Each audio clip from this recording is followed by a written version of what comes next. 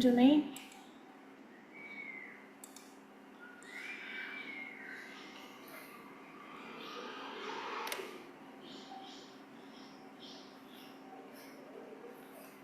Yes, class, we are going to start our lecture 3 right now. Okay, so class, we are going to start this. This is lecture 3 of content writing, and right now what we are gonna do, we are going to study about researching. ठीक है, क्या researching कैसे हो सकती है, क्या क्या ideas हैं, क्या क्या चीज़ें हैं. ओके, तो कंडक्टिंग रिसर्च फॉर राइटिंग कैसे होती है. ठीक है, research is an important thing. Research के साथ ही आप सारी इंफॉर्मेशन ले सकते हैं, आप सारे आइडियाज़ अपने माइंड में जनरेट कर सकते हैं. आपका माइंड एक प्रोसेसर है. ठीक है, जैसे कंप्यूटर का प्रोसेसर होता है, तो आपका माइंड एक प्रोसेसर है और वो प्रोसेस चीज़ों को तभी करता है जब आपके पास उस स्पेसिफिक टॉपिक की इंफॉर्मेशन हो. ऐसा ही है ना. तो उस इंफॉर्मेशन को निकालने के लिए आपको रिसर्च करनी पड़ती है, और कभी कभी क्रिएटिव चीज़ें आपने खुद से देखनी पड़ती हैं, या फिर आपको अपने माइंड में उसकी प्रोसेसिंग क्रिएटिव बनानी पड़ती है. ठीक है, दैट इज़ द वे. तो क्या है, किस तरह से हम इसको कर सकते हैं, मैं आपको इसके स्टेप बाय स्टेप कुछ प्रैक्टिकल चीज़ें भी बताऊँगी. ठीक है, तो इसमें क्या है, हम इंफॉर्मेशन ले सकते हैं, फैक्ट्स एंड फिगर्स निकाल सकते हैं depending again on the topic कि आपका टॉपिक क्या है. अगर आप कोई ऐसा टॉपिक लिख रहे हैं, लेट्स सपोज जिसमें स्टैटिस्टिकल डेटा इन्वॉल्व है, सेंसस के बारे में बात हो रही है, कोई पॉपुलेशन के बारे में बात हो रही है, या कोई और फैक्ट्स एंड फिगर्स हैं, तो फिर उसमें आपको फैक्ट्स ही निकालने पड़ेंगे और वो ऐड करने पड़ेंगे अपनी राइटिंग में. इसके अलावा कुछ और इंसाइट्स भी हो सकती हैं डिपेंडिंग ऑन द टॉपिक.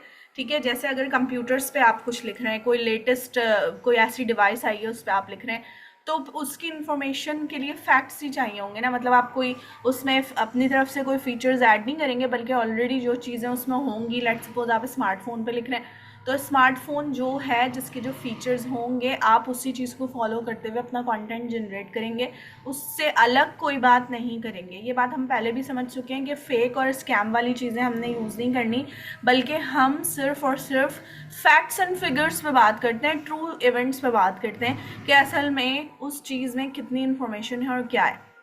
ठीक है, तो इसकी डेप्थ जो है, अगर आपको जो है वो ये देती है, जब आप रिसर्च की डेप्थ में जाते हैं तो आप उसको क्रेडिबल बनाते हैं. कैसे क्रेडिबल, आपको पता है कि इस स्मार्टफोन में ये सारे फीचर्स हैं, तो आपने वो लिख दिए अपने कंटेंट में. लेकिन अगर आप कहीं कंफ्यूज हो गए कि हो सकता है ये वाला फीचर है कि नहीं है, रिकॉर्डिंग का कोई ऑप्शन है कि नहीं है, या फिर कोई इमेज एडिटिंग का या वीडियो एडिटिंग का मे बी पॉसिबल किसी स्मार्टफोन में ऑप्शन आता हो, तो आपने अगर ये चीज़ आपको कंफर्म नहीं पता, तो आप फिर दोबारा से उसकी रिसर्च करेंगे, उसकी डेप्थ में जाएंगे, तब जाके आपको वो चीज़ समझ आएगी कि आइदर उसमें वो ऑप्शन है कि नहीं. ये मैंने आपको example the. Other than that इस तरह की बहुत सारी और चीज़ें हो सकती हैं while you are generating content, क्योंकि कंटेंट लिखना ऐसा नहीं है आपने एक ही दफ़ा बस रिसर्च कर ली और आपने कंटेंट लिखना शुरू कर दिया. ऐसा नहीं हो सकता बिल्कुल भी, बल्कि आपको बार बार रिसर्चिंग की ज़रूरत भी पड़ सकती है किसी टॉपिक में. हाँ, हो सकता है जब आप किसी चीज़ में इतने एक्सपर्ट हों तो आपको इतना मसला ना हो.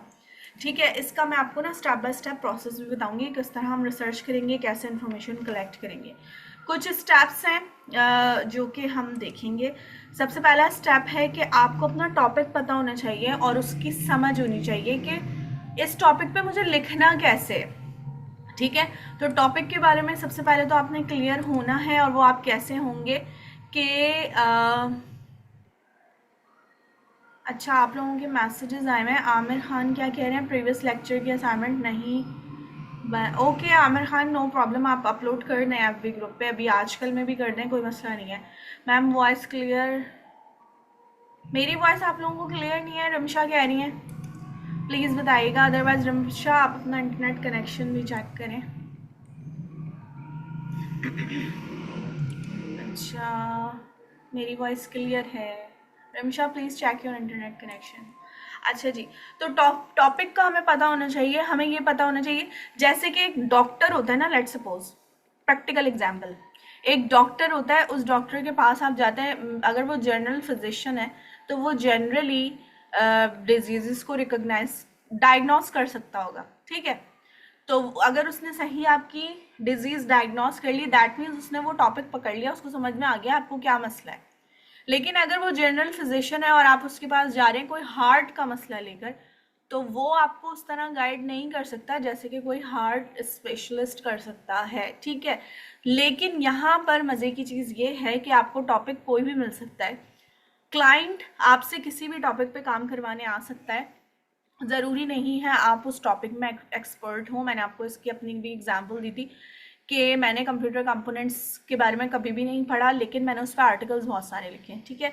और उसके लिए मैंने कैसे रिसर्च की थी ये भी मैंने आप लोगों को बताया था, ठीक है। तो क्या है क्लास के टॉपिक ज़रूरी नहीं है कि आपको आता हो या आप उसमें इंटरेस्टेड हो। कभी कभार कुछ टेक्निकल और इस तरह के टॉपिक्स होते हैं, क्योंकि ज़्यादातर जो ट्रेंडी नीशेज़ हैं ना वो इसी तरह की हैं। टेक्नोलॉजी की ट्रेंडी नीशेज़ हैं, क्रिप्टो करेंसी पे हैं, फाइनेंस पे हैं, हेल्थ और मेडिकल पे हैं, ट्रैवलिंग की नीशेज़ हैं। तो अगर आप इनमें से किसी भी नीश में इंटरेस्टेड नहीं है और क्लाइंट आ जाता है और बोलता है आपको कि आप इस पर लिखो, तो फिर आप कैसे लिखेंगे। तो द थिंग इज़ दैट आपको उसके लिए रिसर्चिंग में स्ट्रांग होना पड़ेगा। कुछ टॉपिक्स ऐसे होते हैं जिसमें स्पेशलाइजेशन चाहिए होती है, तो उसमें तो क्लाइंट आपको अप्रोच नहीं करेगा अगर आपकी स्पेशलाइजेशन नहीं है। लेकिन नॉर्मली कुछ ऐसे टॉपिक्स हैं जिस पे जनरली आप रिसर्च करके लिख सकते हैं, ठीक है। अच्छा, आपको उस टॉपिक का स्पेसिफिक एंगल पता होना चाहिए। स्पेसिफिक एंगल कैसे? अब देखें, अगर मैं आपको अपना कुछ कंटेंट दिखाऊं, ठीक है, हम चलते हैं गूगल डॉक्स पे और मैं आपको दिखाती हूँ कुछ articles. Okay, so Google Docs is opening. What happened? ठीक है, अच्छा जी, Google Docs हमने खोला। अब हम जाते हैं कुछ स्पेसिफिक आर्टिकल्स पे। अच्छा, एक आर्टिकल मैंने लिखा था हे डे पे। अच्छा, हे डे क्या है? हे डे गेम है, मोबाइल का गेम है हे डे, ठीक है। इसके मॉड APK पे मैंने लिखा था, ठीक है।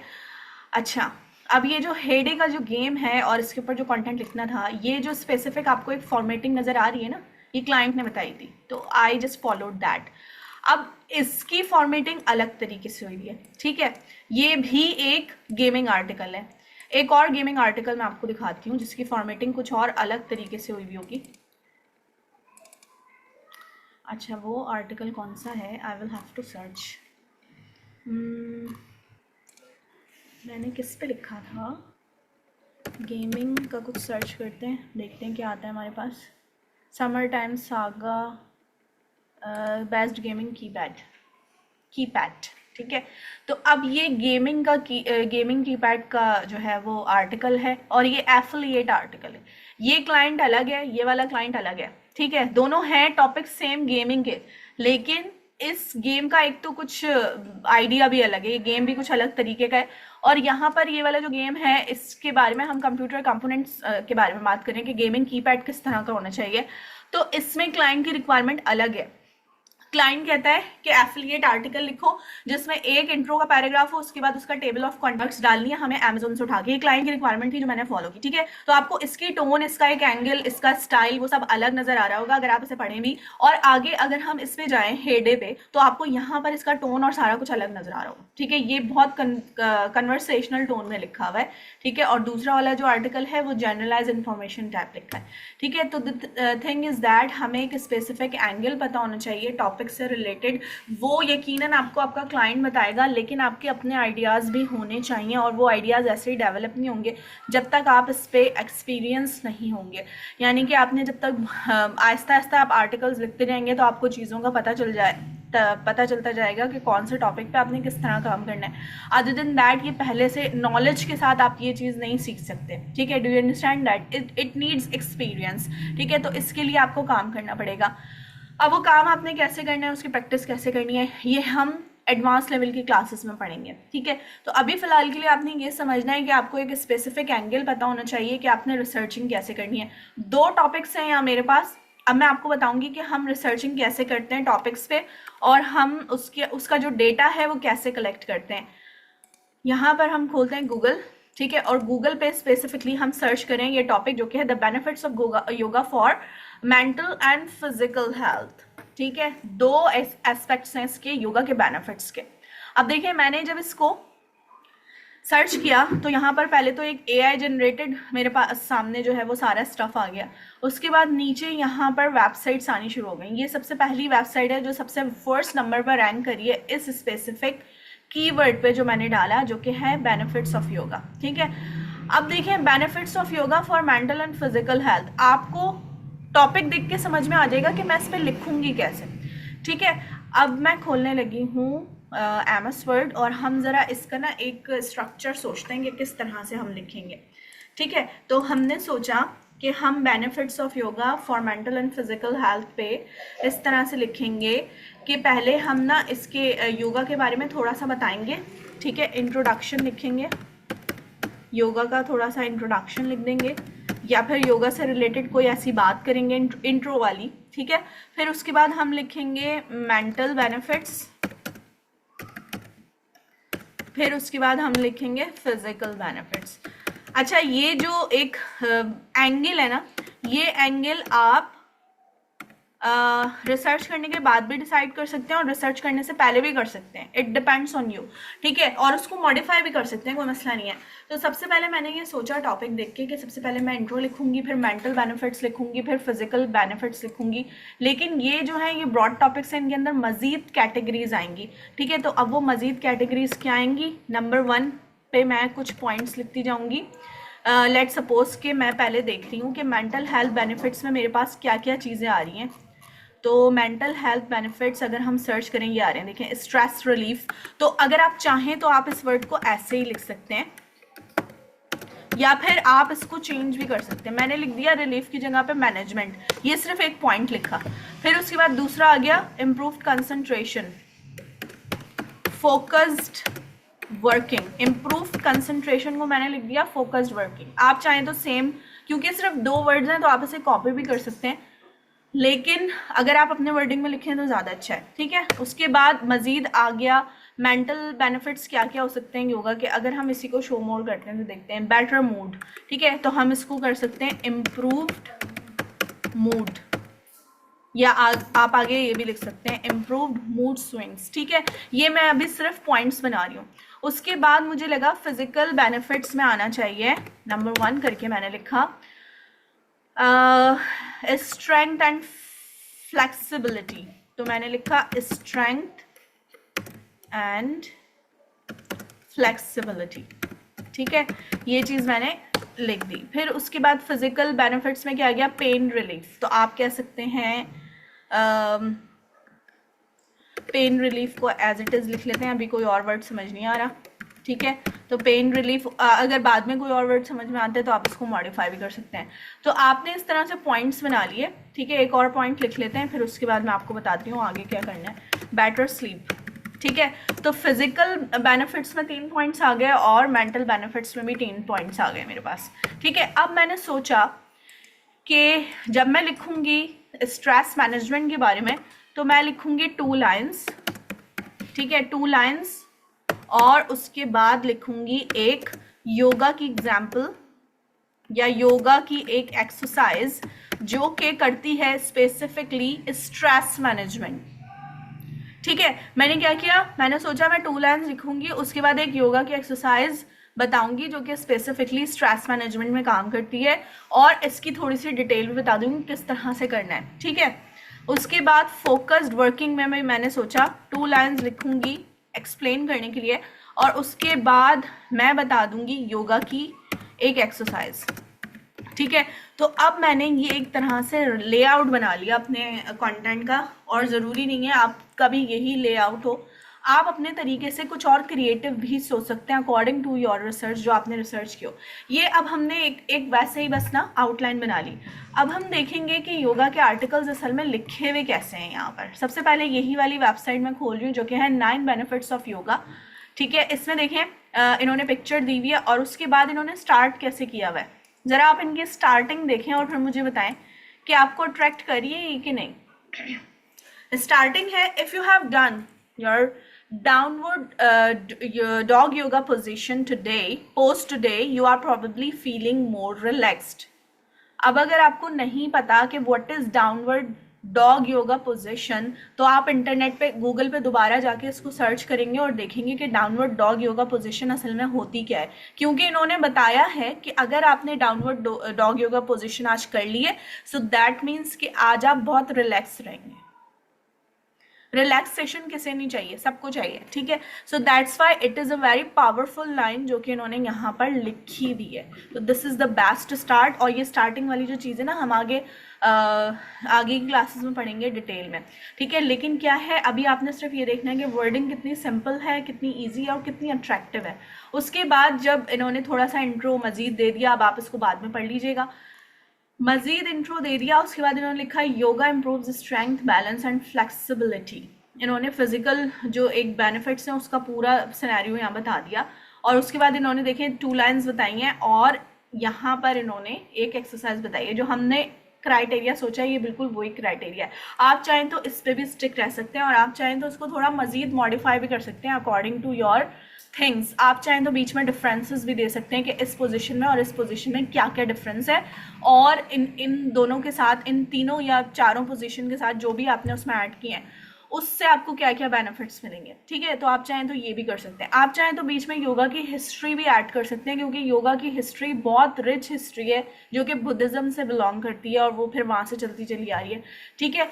तो क्या है क्लास के इस तरह से आप क्रिएटिव रह सकते हैं, क्योंकि ये तो टॉपिक एक बहुत जनरल सा टॉपिक है जिस पर नॉर्मली लोगों को पता होता है, इसलिए इस पे आप मज़ीद क्रिएटिव हो सकते हैं। अब इन्होंने नेक्स्ट जो हेडलाइन दी है उसके बाद भी इन्होंने एक योगा की पोजीशन बताई है। ये बिल्कुल वही वाला सीन चल रहा है जो हमने सोचा था, ठीक है। तो आप इसी तरह से भी इसको कर सकते हैं। उसके बाद अच्छा, इन्होंने कंबाइन दी हुई है मेंटल और फिजिकल, अलग अलग नहीं है, हमने अलग अलग रखी है, तो हमारा एक ये पॉइंट बेस्ट है, ठीक है। नेक्स्ट वाली जो आपकी वेबसाइट है उस पर जब आप सर्च करें तो आपको नज़र आएगा कि इन्होंने, अच्छा ये तो कुछ वो है एकेडमिक टाइप का कुछ है, ये आर्टिकल नहीं है। यहाँ पर हम जाते हैं हेल्थ लाइन की वेबसाइट पे और यहाँ पर हम देखते हैं इन्होंने स्टार्ट किया some of the yogas many potential benefits include. इन्होंने फॉरन से बेनिफिट्स बताने शुरू कर दिए हैं। फ्लफ नहीं है, कोई फ्लफ नहीं है, डायरेक्ट टॉपिक पर आए, फॉरन से इन्होंने बताएं कि ये बेनिफिट्स हो सकते हैं। फिर इन्होंने योगा का इंट्रो भी दिया है कि योगा जो है संस्कृत से आया है। ये देखिए हिस्ट्री की बात हो रही है योगा की, तो मैंने आपको बताया बहुत रिच हिस्ट्री है, उस पर भी आप बात कर सकते हैं। आगे इन्होंने पॉइंट्स वगैरह बताने शुरू कर दिए और यहाँ पर आई थिंक इन्होंने कोई एक्सरसाइजेज नहीं बताई, सिर्फ डिफाइन किए। तो आप चाहें तो इस तरह से भी लेकर चल सकते हैं, आप चाहें तो एक्सरसाइजेज बाद में भी ऐड कर सकते हैं। इट्स अप टू यू कि आप किस तरह से उस पर काम करना चाह रहे हैं, ठीक है। तो ये हमने एक आउटलाइन बना ली। अब ये जो आउटलाइन है इसमें हम बीच बीच में सेंटेंसेस भी ऐड कर सकते हैं। अगर लेट सपोज मैंने स्ट्रेस मैनेजमेंट सर्च किया और मुझे लगा स्ट्रेस मैनेजमेंट पे, यहाँ पर थी ना स्ट्रेस, ये है स्ट्रेस रिलीफ, मुझे लगा ये वाली लाइन बहुत अच्छी है। A regular yoga practice may help you to manage your stress levels and improve your overall quality of life. अब मैं इसको अपने तरीके से ऐड करूँगी, कॉपी पेस्ट बिल्कुल भी नहीं करना। मैंने लिखा if you want a peaceful and quiet life, quiet का वर्ड सही नहीं है, आई थिंक peaceful life करते हैं, a peaceful life, so you must work on yoga, you must work on yoga daily basis, daily on you must work on yoga daily, ठीक है। इस तरह से मैंने एक लाइन इस पर ऐड कर दी, लेकिन अभी भी इसकी एक्सप्लेनेशन मजीद लानी है क्योंकि इसमें जो बात हो रही है वो हमने वहाँ पे पूरी नहीं की। तो आप अपनी वर्डिंग्स में इन जो सेंटेंसेस आप पढ़ रहे हैं उसको चेंज करेंगे, कॉपी पेस्ट आपने नहीं करना वरना प्लेजरिज्म आ जाएगा, ठीक है।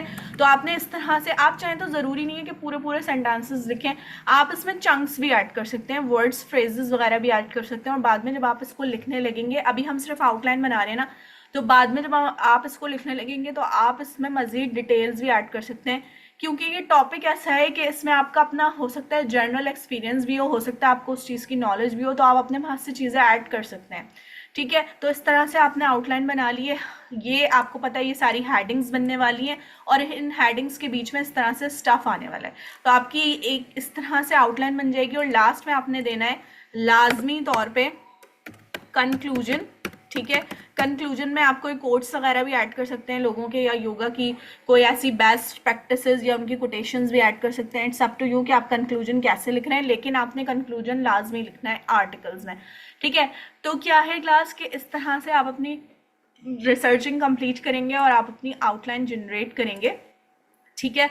आउटलाइन जनरेट करने के साथ साथ आगे क्या चीज़ें हैं, अच्छा एक चीज़ जब आप रिसर्चिंग कर रहे होंगे किसी भी टॉपिक पे, वो ये होगी कि आपने सबसे पहले एक रिसर्च क्वेश्चन सोचना है। रिसर्च क्वेश्चन क्या होगा, रिलेटेड विद योर ऑडियंस भी हो सकता है, आपके टॉपिक से रिलेटेड भी हो सकता है।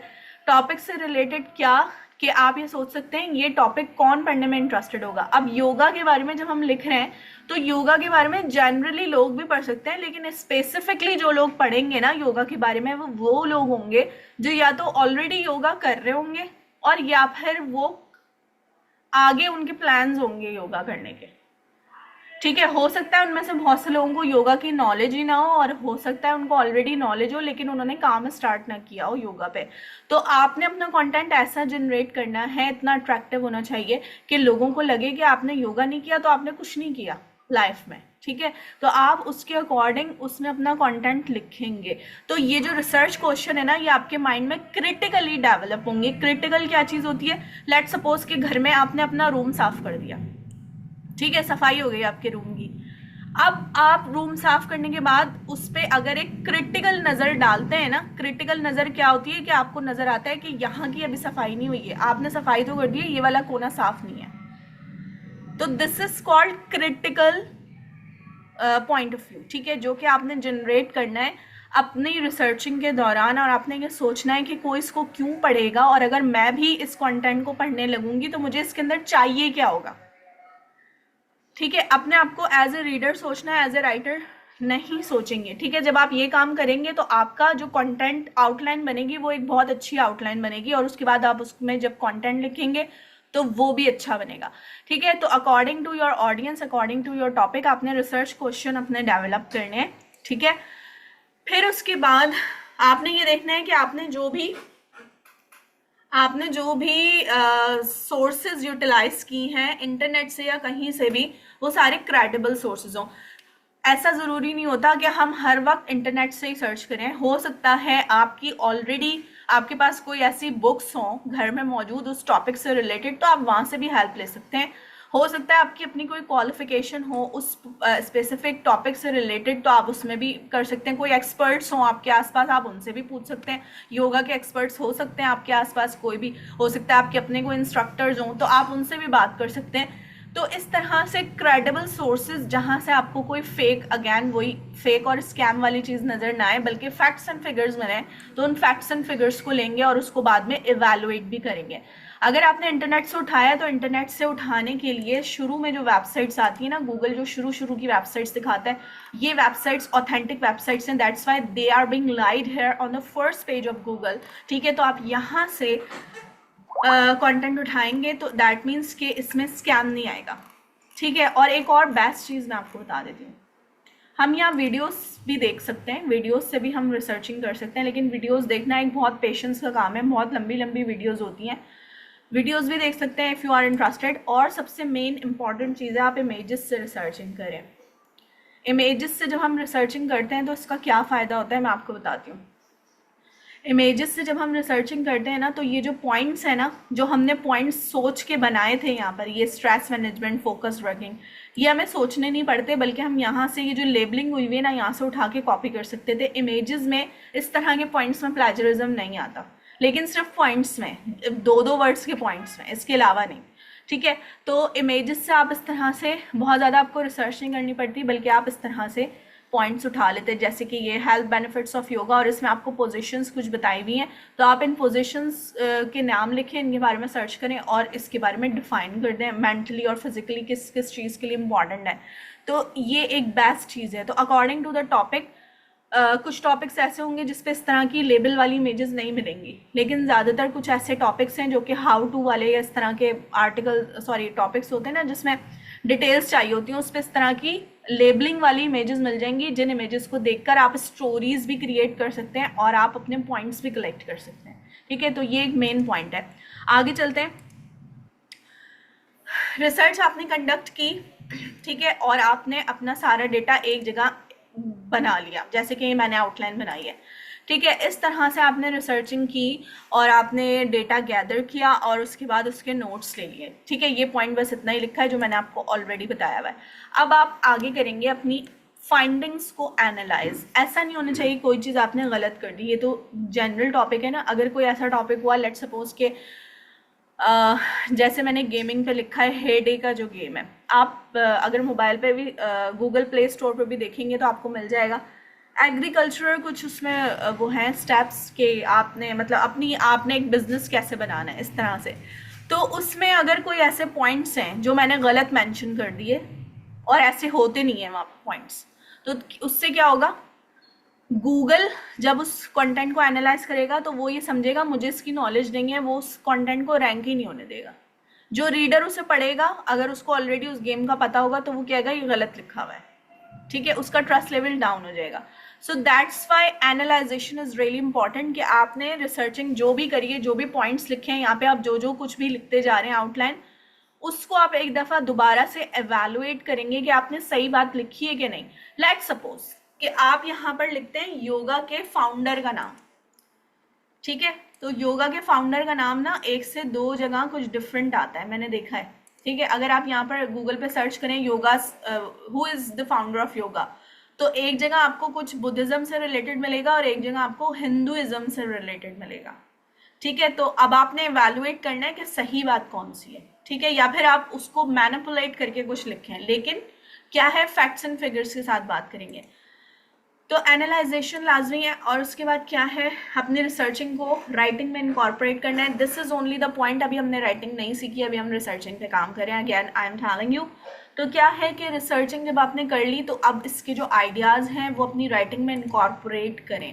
लेट सपोज स्ट्रेस मैनेजमेंट का आपको कुछ आइडिया है, आपके अपने कुछ एक्सपीरियंसेस हैं, या फिर आपने कुछ ऐसी आपको कुछ नॉलेज है इससे रिलेटेड, तो आप उससे रिलेटेड भी कोई स्टोरीज बनाकर या कोई ऐसा स्टफ इसके अंदर डाल सकते हैं। इस पॉइंट के अंदर, ये जो मैंने सिर्फ एक लाइन लिखी है, इस पॉइंट के अंदर आप डाल सकते हैं कि स्ट्रेस मैनेजमेंट से आप कैसे टैकल कर सकते हैं, और अगर आपने योगा के साथ, और अगर आपने उसको टैकल नहीं किया तो आपको क्या क्या प्रॉब्लम्स हो सकती हैं, ठीक है।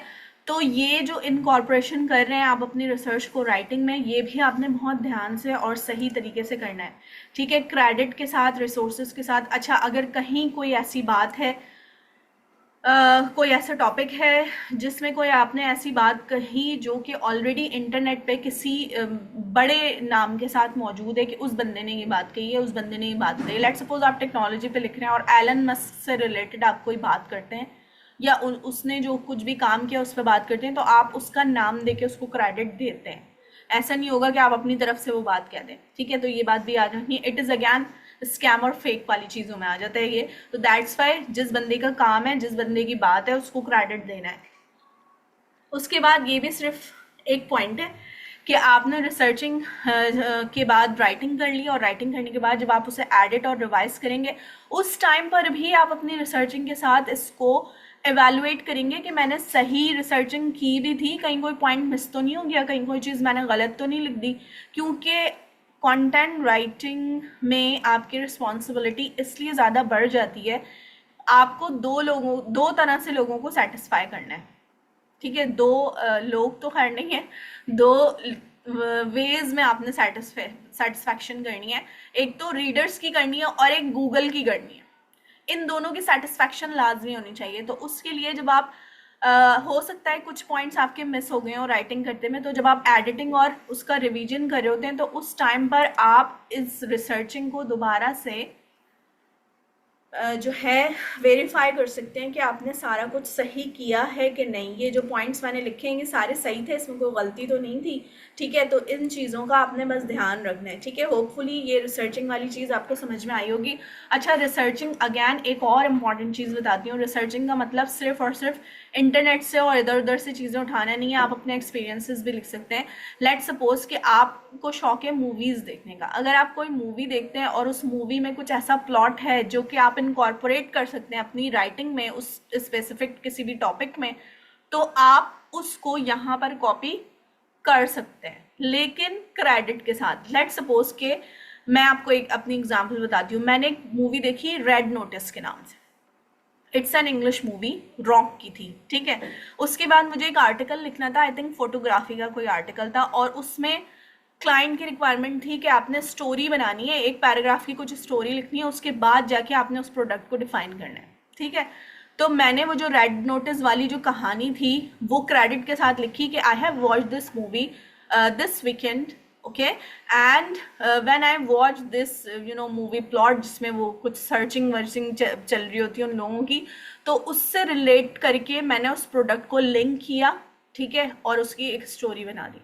तो दैट इज द वे कि आपकी ऑब्जर्वेशन, इसलिए मैं आपसे शुरू से कह रही हूँ, आप लोगों की ऑब्जर्वेशन इतनी स्ट्रांग होनी चाहिए कि आप अपने आसपास की चीज़ों को भी ऑब्जर्व करें और चाहे तो उन चीज़ों को भी इनकॉर्पोरेट कर दें अपनी राइटिंग में। अगेन, प्लेजरिज्म ना हो किसी भी चीज़ में, कोई कॉपी पेस्ट ऐसा नहीं होना चाहिए। आपने पूरी मूवी की कहानी छाप दी, आप उस मूवी का रिव्यू टाइप कुछ कर सकते हैं, ठीक है, according to the client need या जो कुछ भी है उसके हिसाब से, ठीक है। लेकिन क्या है, आपकी जो रिसर्चिंग है, आपकी जो ऑब्जर्वेशन है, वो इतनी ज़्यादा स्ट्रांग होनी चाहिए चीज़ों को लेकर। अच्छा क्लास, मैं आपको असाइनमेंट बता रही हूँ, उसके बाद मैं आप लोगों के क्वेश्चंस लेती हूँ। आपका असाइनमेंट ये है कि आज आपने जाना है अमेजोन पे, आप जाएंगे अमेजोन, खोलेंगे गूगल पे, ठीक है। अमेजोन पे आप गए, यहाँ पर से आपने कोई सी भी वेबसाइट सॉरी प्रोडक्ट सेलेक्ट करनी है अपनी पसंद की। बहुत सारी प्रोडक्ट्स होती हैं अमेजोन पे।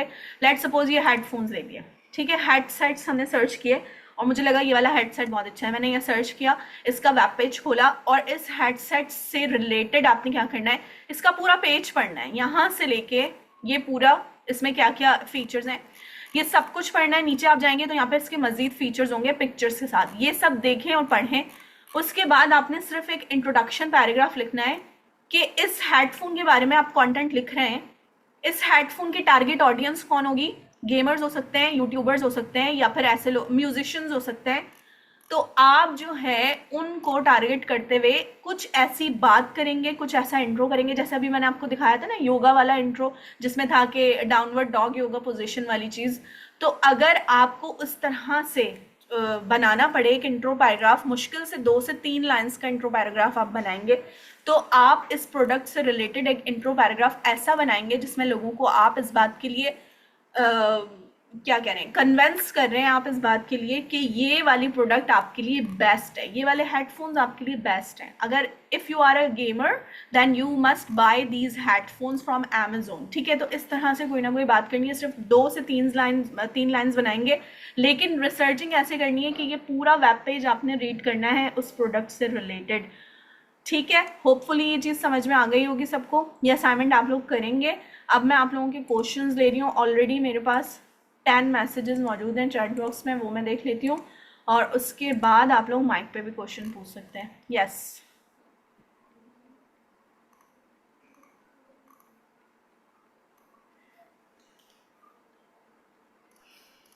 अच्छा जी, आप लोग माइक पे क्वेश्चंस कर सकते हैं। आशी, ये क्या बात हुई कि उर्दू में बनाएं और फिर चैट जीपीटी को तो आपने बिल्कुल उसके पास जाना ही नहीं है। अभी मैंने आपको कुछ भी नहीं कहा कि आपने चैट जीपीटी यूज़ करना है कि नहीं करना। अभी तो मैं आप लोगों को ऐसे असाइनमेंट्स दे रही हूँ जिसमें आपकी क्रिएटिविटी इन्वॉल्व है।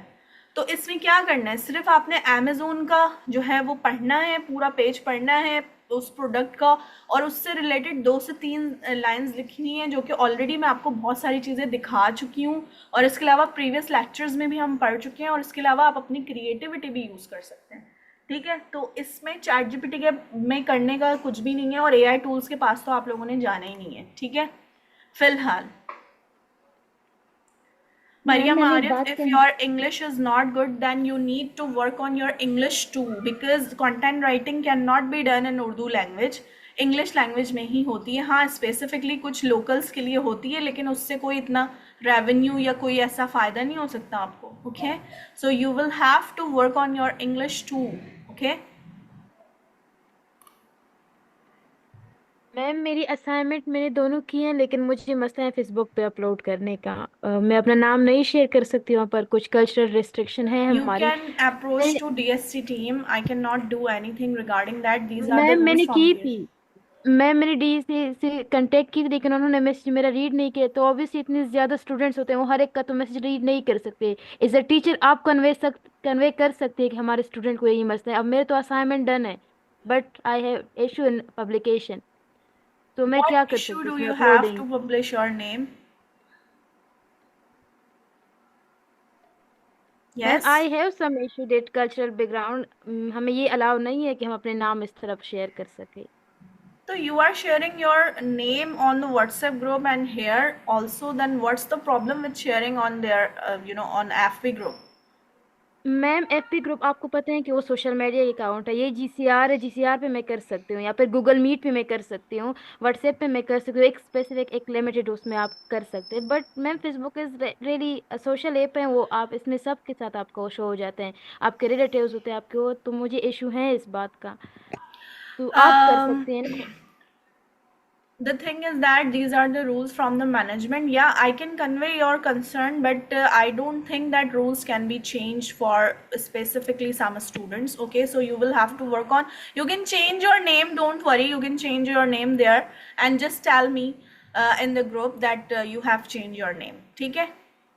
चलिए ठीक है, ये ऑप्शन सही है। मैं दूसरे नेम से कर लूंगी, आपको पब्लिश अपलोड करूंगी वो मैं आपके साथ। तो फिर आप Okay. जो Okay. सर्टिफिकेट होगा Okay. उस पर आप फिर मेरा अपना नाम कर लें। Okay Nimra Nadeem, it is not necessary कि आप कंटेंट राइटिंग की कोई बुक पढ़ें। मैंने तो नहीं कहा आपको, मैंने आपसे कहा कि स्पेसिफिकली किसी टॉपिक से रिलेटेड हो सकता है आपके पास कोई बुक्स हों जिनको आप रीड करके रिसर्चिंग कर लें। ये ज़रूरी नहीं है कि हर टॉपिक से रिलेटेड आप बुक ही पढ़ें। बुक नहीं पढ़नी, इंटरनेट पे सर्चिंग करनी है, जैसे कि फर्स्ट लेक्चर में बताया था। फर्स्ट असाइनमेंट आप लोगों ने किया था, ठीक है? ओके, ऑथर नेम लाजमी लिखेंगे अगर आप किसी बुक का कोई चीज़ कोट कर रहे हैं, अगर आप किसी की कोटेशन बता रहे हैं, एलन मस्क की बता रहे हैं, बिल गेट्स की बता रहे हैं, सो दैट मीन्स कि you must credit them with their name. Ma'am मेरा क्वेश्चन है कि ये जो मतलब हम लोगों को क्लाइंट मिलेंगे, ये किसी भी चीज पर हम लोगों को कंटेंट राइटिंग दे सकते हैं? क्लाइंट का क्या पूछ रहे हैं आप, दोबारा पूछिएगा। कि टीचर ये जो मतलब हर किस्म का क्लाइंट हमें मिल सकता है कि वो किसी भी चीज पर हम लोगों को बोलेगा किस पर काम मेरे लिए आर्टिकल लिख लो? बिल्कुल ऐसे ही है, क्लाइंट की अपनी मर्जी होती है। अब उसकी वेबसाइट जिस भी टॉपिक पे होगी वो आपको उसी तरह का काम देगा, ठीक है? और आपसे सैंपल लेगा, अगर आपको काम उसे पसंद आएगा तो वो आपको काम देगा, अदरवाइज नहीं देगा, ठीक है? So these are the scenarios. तो you will have to be unique, you will have to do something like nobody can do, ठीक है? क्योंकि कंटेंट राइटिंग में कंपटीशन बहुत है। इससे रिलेटेड हम चीज़ें आगे क्लासेस में पढ़ते जाएंगे, ठीक है? तो आज हमने सिर्फ रिसर्चिंग पे काम किया है, दैट्स फाइन, ठीक है? मैम मैम मैम मुझे एक मैंने सवाल करना आप लोगों के पास 1 मिनट है, जल्दी से पूछ लें जिसने भी मरियम पूछना है। आरिफ। मैं मरियम आरिफ। मेरा सवाल ये है कि मैं इंग्लिश समझ सकती हूँ, पर इंग्लिश को अगर हम नेट के थ्रू सर्च करके अपने वर्ड्स को लिखते हैं तो ये पॉसिबल है ना? कॉपी पेस्ट नहीं करना मरियम, और नहीं। मरियम ना, जी जी। मरियम कॉपी पेस्ट बिल्कुल भी नहीं करना। आपको अपने वर्ड्स में लिखना है, और अपने वर्ड्स में लिखने के लिए आपकी इंग्लिश इतनी अच्छी होनी चाहिए अच्छी। कम से कम कि आपको पता हो कि आप लिख क्या रहे हैं। ज़रूरी नहीं है बहुत हाई लेवल की हो, लेकिन इतनी अच्छी हो, ठीक है? ओके क्लास, मेरे पास टाइम नहीं है बिल्कुल भी, so I will have to say good bye to everybody. Thank you so much from my side. Rest of the things you will be discussing on WhatsApp group. अल्लाह हाफिज़।